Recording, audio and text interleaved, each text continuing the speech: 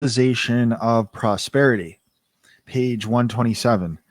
It is granted only to the heart that abounds with integrity, trust, generosity, and love to realize true prosperity.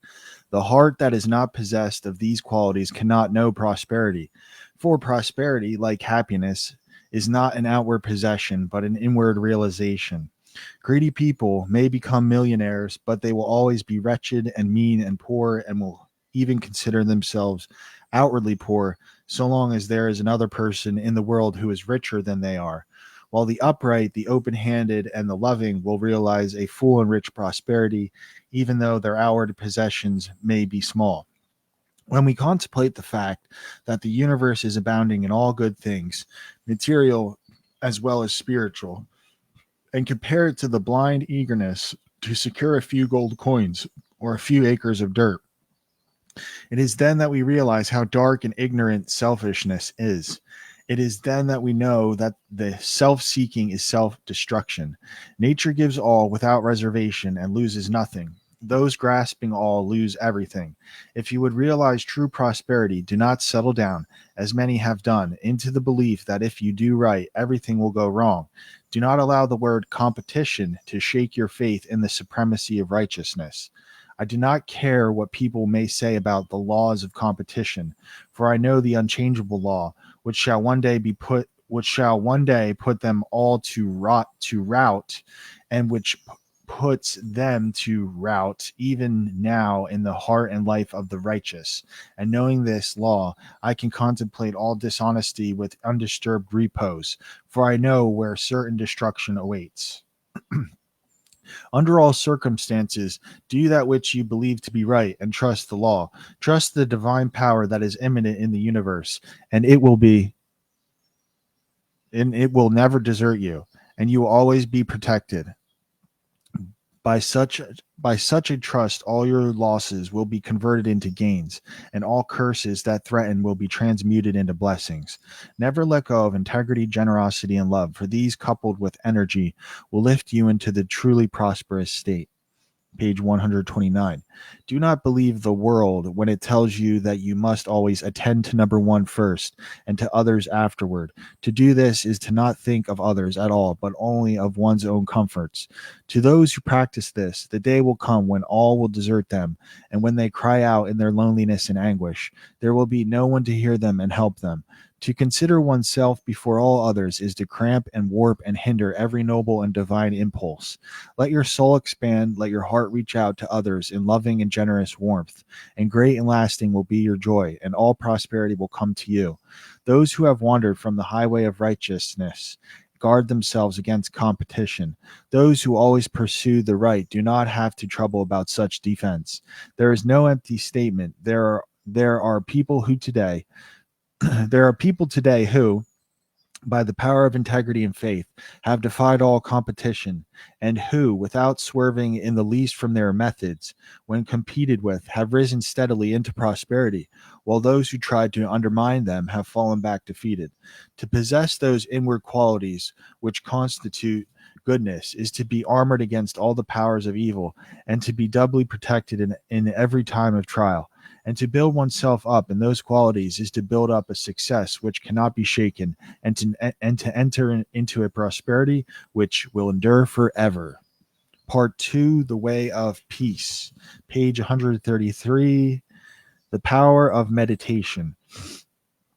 Spiritual meditation is the pathway to divinity. It is the mystic ladder that reaches from earth to heaven, from error to truth, from pain to peace. Every saint has climbed it. Every sinner must sooner or later come to it. And all weary pilgrims who turn their backs upon self and the world and set their faces resolutely toward the Father's home must plant their feet upon its golden rounds. Without its aid, you cannot grow into the divine state, the divine likeness. the divine peace, and the fadeless glories and non polluting joys of truth will remain hidden from you.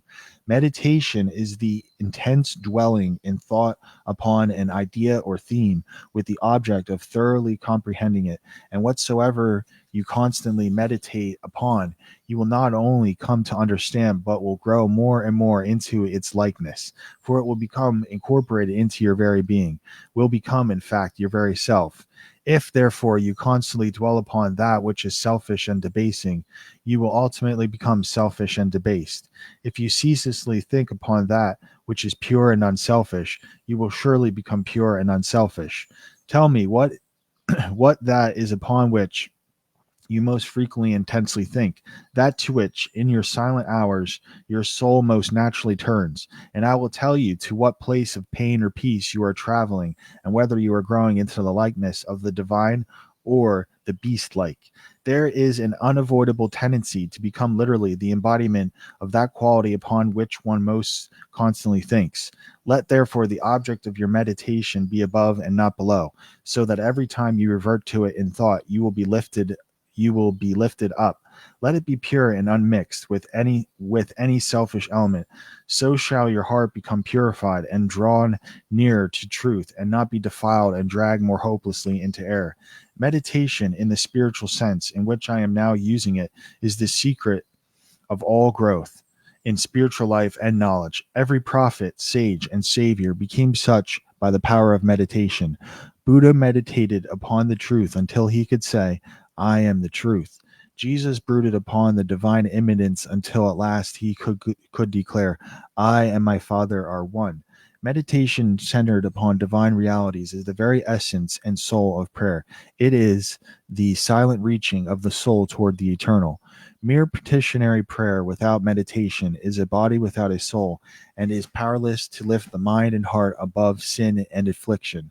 If you are daily praying for wisdom, for peace, for loftier purity, and a fuller realization of truth, and that for which you pray is still far from you, it means that you are praying for one thing while living out in thought and act another.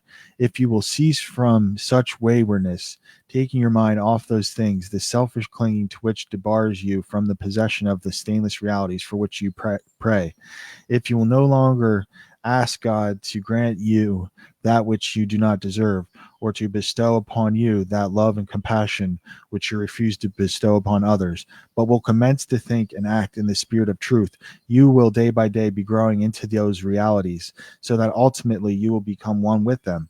If you would secure any worldly advantage, you must be willing to work vigorously for it, and would be foolish indeed to wait with folded hands, expecting it to come to you for the mere asking. Page 136. Do not then vainly imagine that you can obtain the heavenly possessions without making an effort. Only when you commence to work earnestly in the kingdom of truth will you be allowed to partake of the bread of life. And when you have, by patient and uncomplaining effort, earned the spiritual wages for which you ask, they will not be withheld from you. If you really seek truth and not merely your own gratification, if you love it above all worldly pleasures and gains, more even than happiness itself, you will be willing to make the effort necessary for its achievement.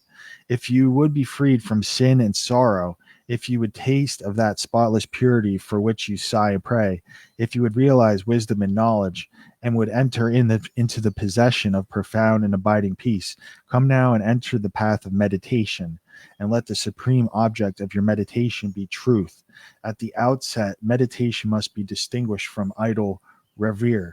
There is nothing dreamy and unpractical about it. It is a process of searching and uncompromising thought that allows nothing to remain but the simple and naked truth. Meditating in this way, you will no longer strive to build yourself up in the prejudices, but forgetting self, you will remember only that you are seeking the truth, and so you will remove one by one the errors that you have built around yourself in the past, and will patiently wait for the revelation of truth that will come when your errors have been sufficiently removed.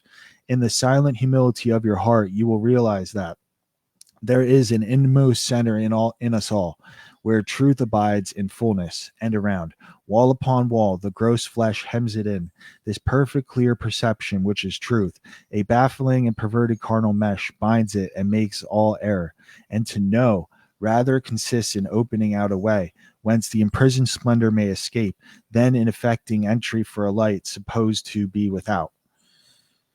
Select some portion of the day in which to meditate and keep that period sacred to your purpose. The best time is the very early morning when the spirit of repose is upon everything. All natural conditions will then be in your favor.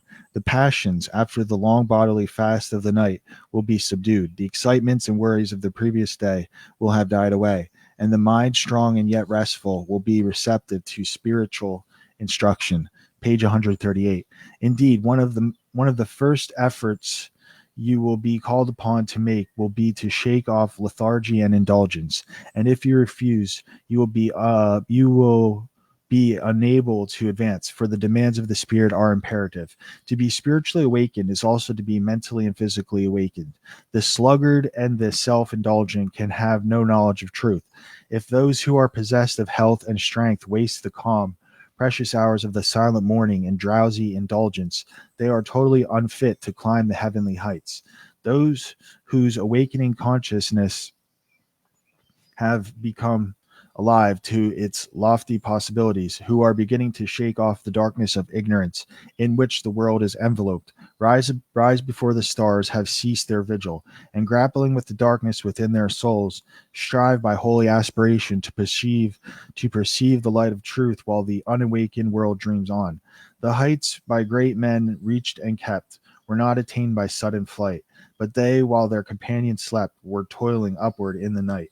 No saint, no holy man, no teacher of truth ever lived who did not rise early in the morning. Jesus habitually rose early and climbed the solitary mountains to engage in holy communion. Buddha always rose an hour before sunrise and engaged in meditation, and all his disciples were enjoined to do the same. If you have to commence your daily duties at a very early hour and are thus debarred from giving the morning to systematic meditation, try to give an hour at night.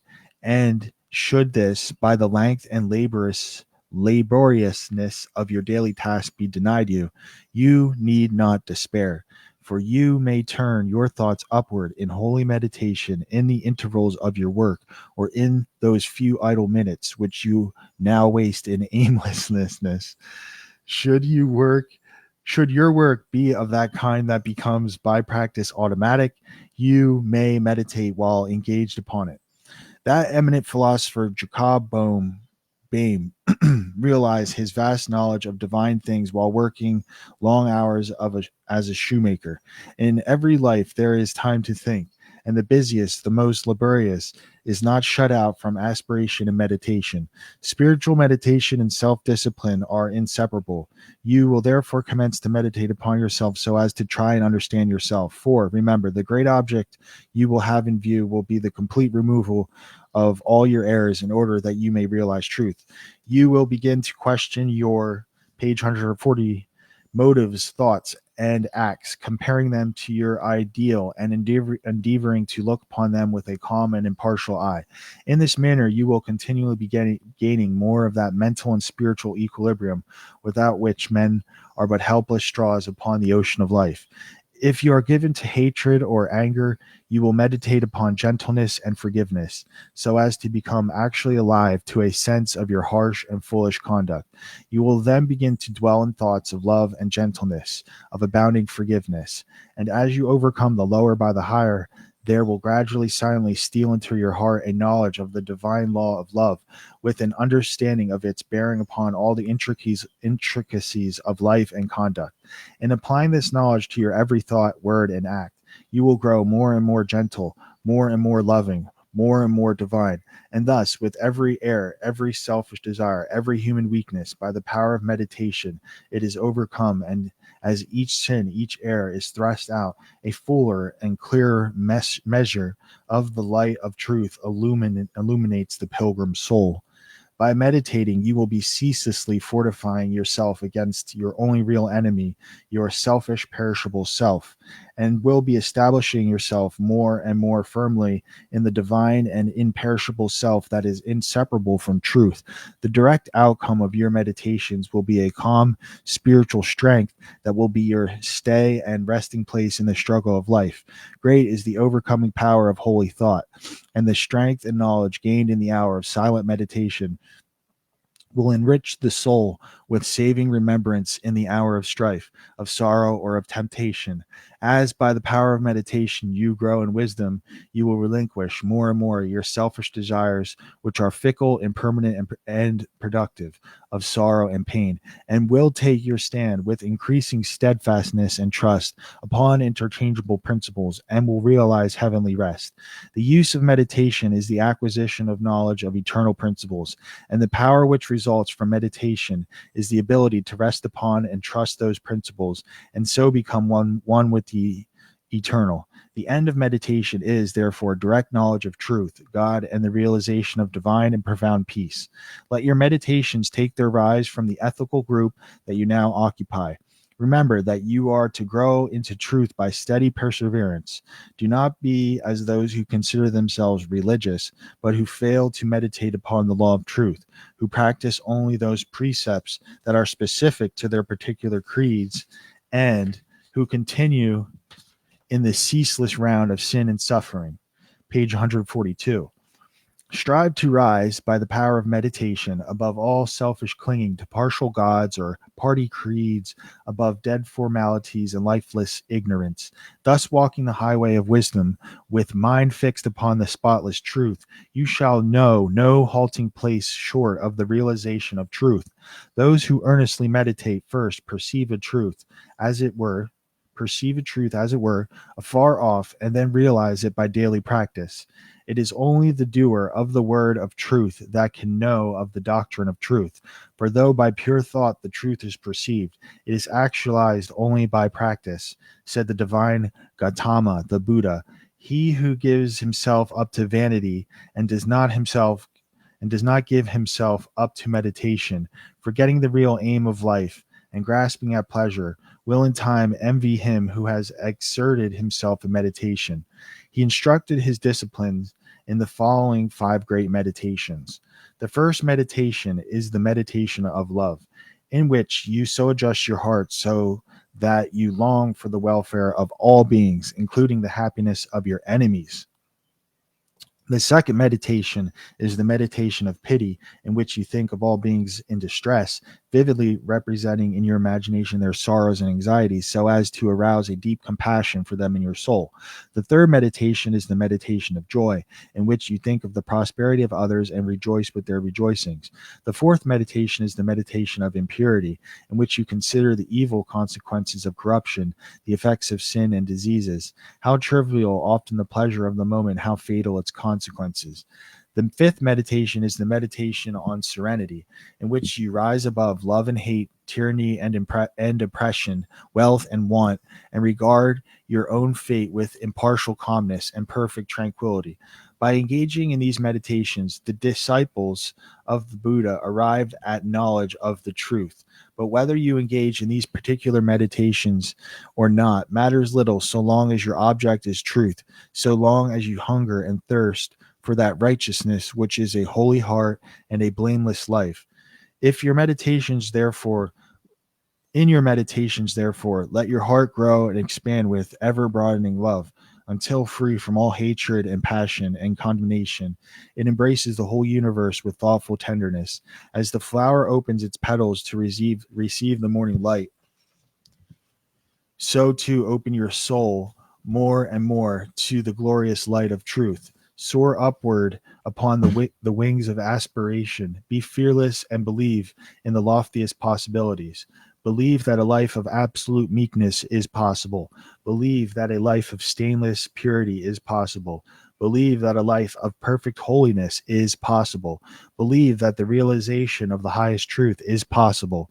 Those who so believe climb rapidly the heavenly hills, while the unbelievers continue to grope darkly and painfully in the fog-bound valleys. By so believing, so aspiring, so meditating, divinely sweet and beautiful your spiritual experiences will be. The revelations that enrapture your inward vision will be glorious. As you realize the divine love, the divine justice, the divine purity, the perfect law of good or God, great will be your bliss and deep your peace. Old things will pass away and all things will become new. The veil of the material universe, so dense and impenetrable to the eye of error, so thin and gauzy to the eye of truth, will be lifted and the spiritual universe will be revealed. Time will cease and you will live only in eternity. Change and mortality will no more cause you anxiety and sorrow, for you will become established in the unchangeable and will dwell in the very heart of immortality. Page 145, The Two Masters and Self-Truth.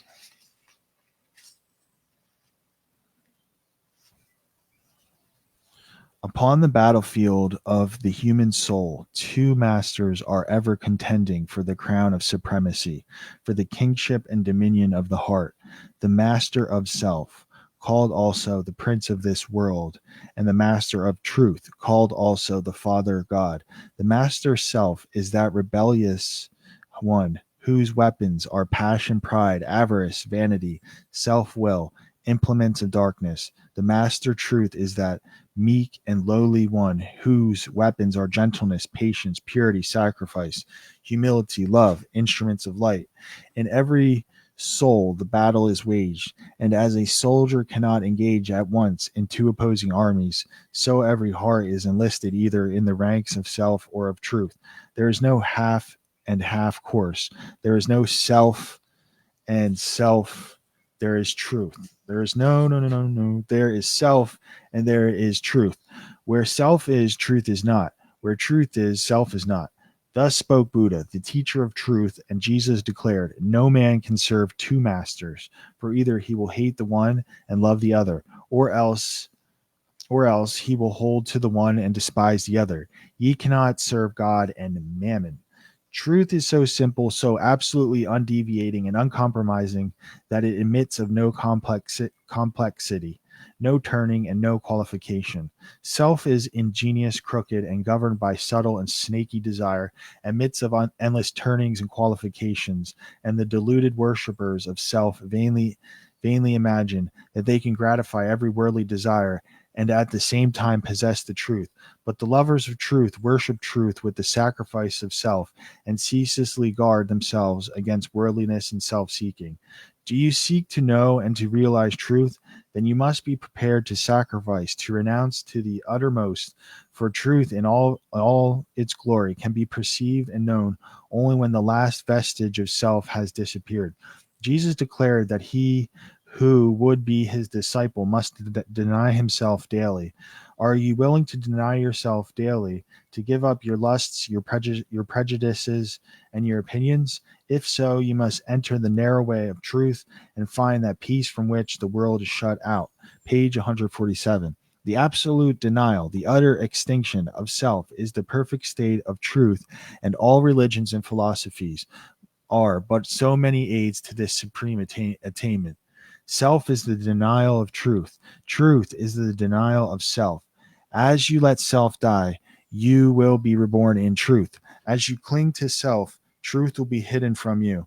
While you cling to self, your path will be beset with difficulties, and repeated pains, sorrows, and disappointments will be your lot.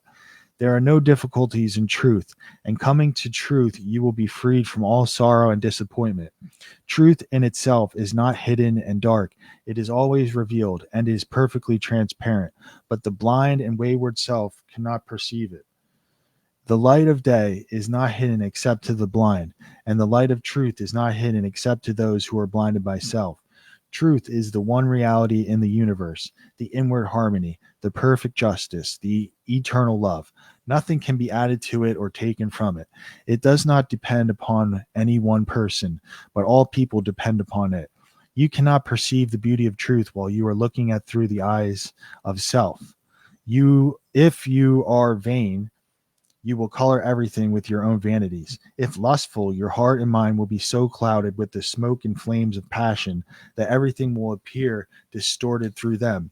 If proud and opinionated, you will see nothing in the whole universe except the magnitude and importance of your opinions. Page 148. There is one quality which preeminently distinguishes people of truth from the people of self, and that is humility, not only to be freed from vanity, stubbornness, and egotism, but to regard one's own opinions as of no value. This indeed is true humility.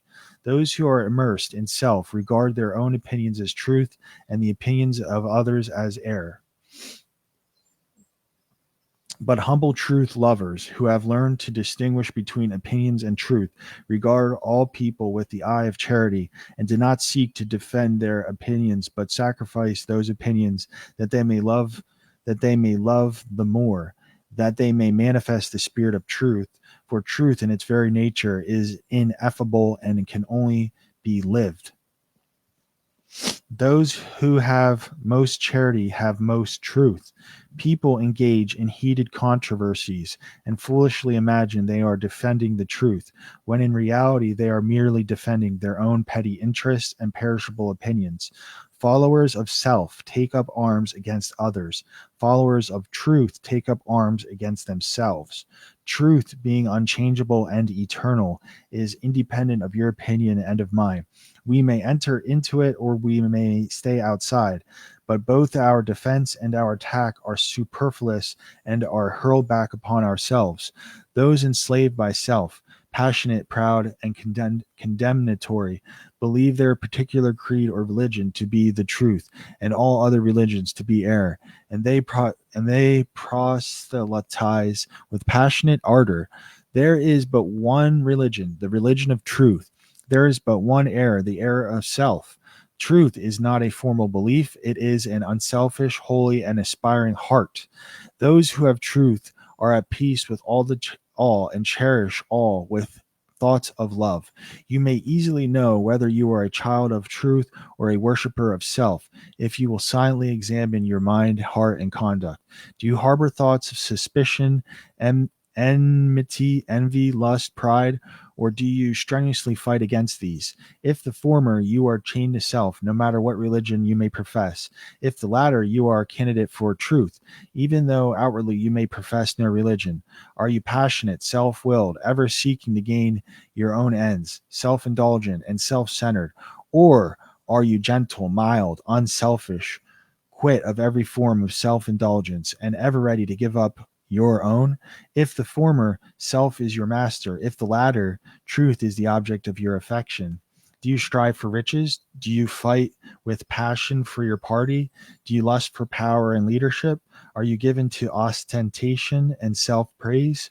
Or have you given up the love of riches? Have you relinquished all strife? Are you content to take the lowest place and to be passed by unnoticed? And have you ceased to talk about yourself and to regard yourself with self-complacent pride? If the former, even though you may imagine you worship God, the God of your heart is self. If the latter, even though you may withhold your lips from worship, you are dwelling with the Most High. The signs by which the truth lover is known are unmistakable. Hear the holy Krishna declare them in Sir Edwin Arnold's beautiful rendering of the Bhagavad Gita.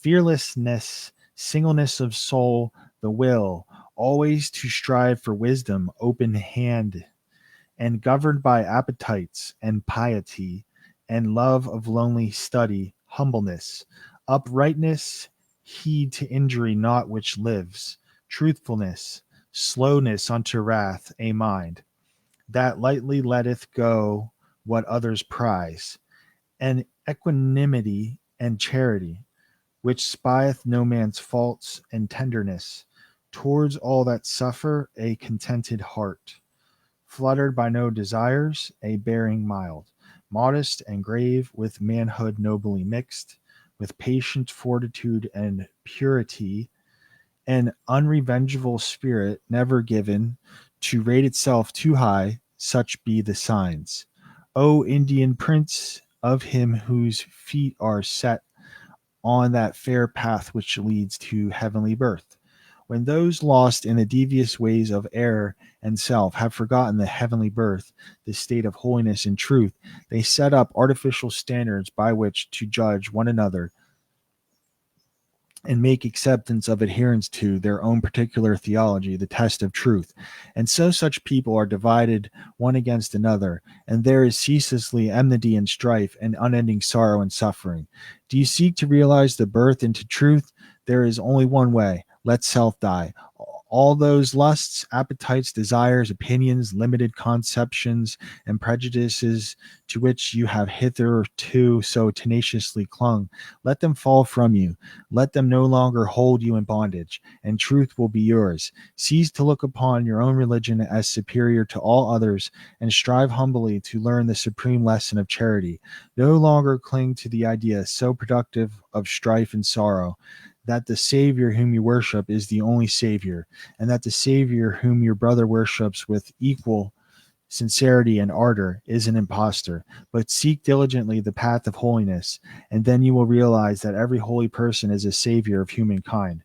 The giving up of self is not merely the renunciation of outward things. Page 152. It consists of the renunciation of the inward sin, the inward error, not by giving up vain clothing, not by relinquishing riches, not by abstaining from certain foods, not by speaking smooth words, not by merely doing these things is the truth found, but by giving up the spirit of vanity, by relinquishing the desire for riches, by abstaining from the lust of self-indulgence, by giving up all hatred, strife, condemnation, and self-seeking, and becoming gentle and pure at heart.